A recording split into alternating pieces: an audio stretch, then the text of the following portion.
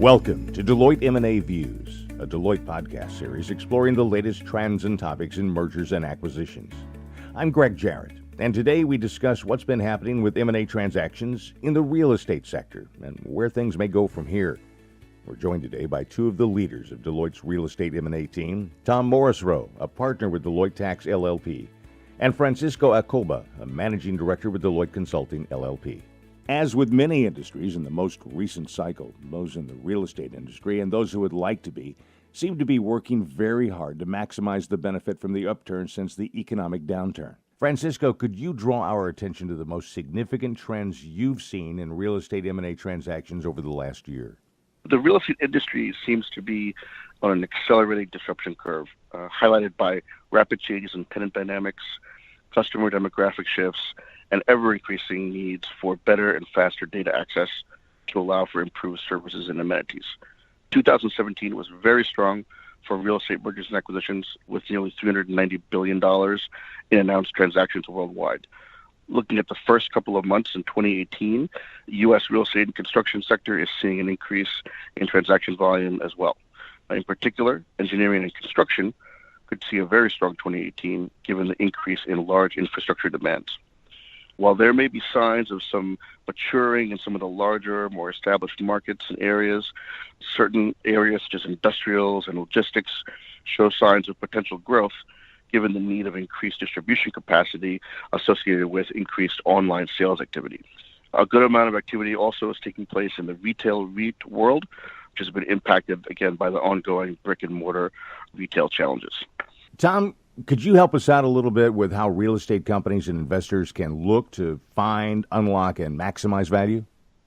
There are many ways that real estate companies can unlock value. One way of unlocking value, which certainly isn't new, but that we've seen a good deal of recently, is through M&A transactions. There's been a lot of press coverage recently regarding the perceived gap in public REITs' underlying real estate value, calculated by comparing the private trading multiples for the real property to the implied value of the real estate based on stock trading price. This resulting value gap suggests that the underlying real estate is being undervalued or discounted by the public markets. Naturally, one way to unlock this value is for public REITs to consider either a take-private transaction or a merger with a strategic partner. Another obvious benefit of M&A is the ability to reduce costs. Being a public company requires a good deal of cost that isn't present in a private environment or may be duplicative and therefore able to be reduced in a merger. There's a lot of capital available, and we've seen this borne out in the significant deal announcements that have occurred through the first 5 months of 2018 that have all been consistent with this theme. You know, valuations are obviously key, but the question is what drives them. Francisco, could you summarize just what's happening with what's influencing valuations? Sure, Greg. As I mentioned earlier, there's a significant amount of activity in the retail real estate arena right now. Some would argue that these assets are now undervalued, especially given the potential opportunity to reposition valuable land to its highest and best use.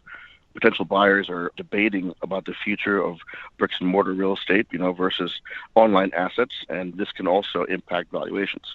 The bottom line is, unlike in past years, REIT valuations today are increasingly impacted by investor activism and media attention.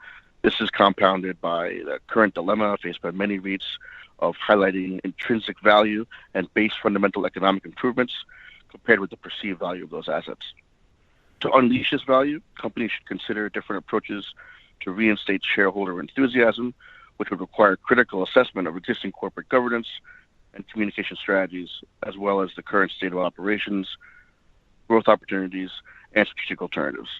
These may lead to other M&A or company restructuring considerations.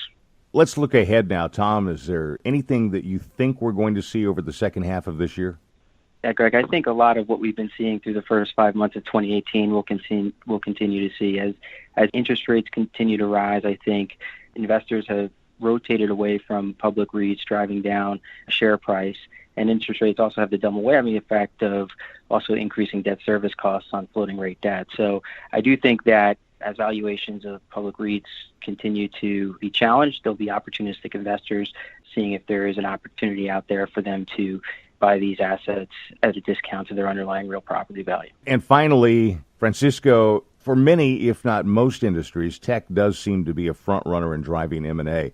I'm wondering, is this the case also with real estate? Is it really involved in this process? We're certainly seeing significant activity in the real estate technology arena. So there's lots of investment, lots of acquisition activity. You're seeing owner-operators and developers going out, and REITs going out and purchasing real estate technology firms to be able to leverage that technology within their portfolios to improve the occupant experience that they're offering to their tenants. So they certainly see technology as a differentiator going forward in the tenant experience, and they want to make sure that they have the latest and greatest deployed across their portfolios. So I think we're going to see that as a continued trend. And finally, for you, Tom, is there any chance, as we've seen with other industries, of a big foot coming in and stepping right into real estate and disrupting the way it's done completely? We've seen it before.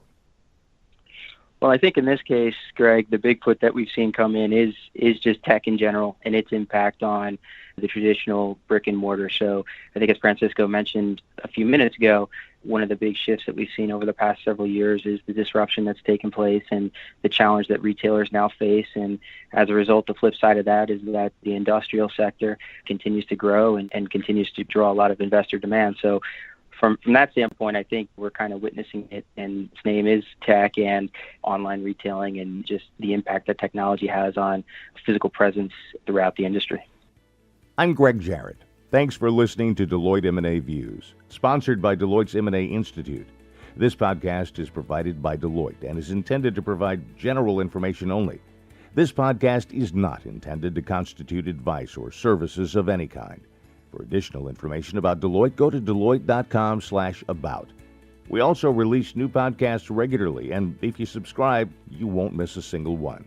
To stay connected and receive more information on Deloitte's M&A service offerings, visit Deloitte.com/US/MA subscribe and follow us on Twitter @Deloitte M&A. Until next time.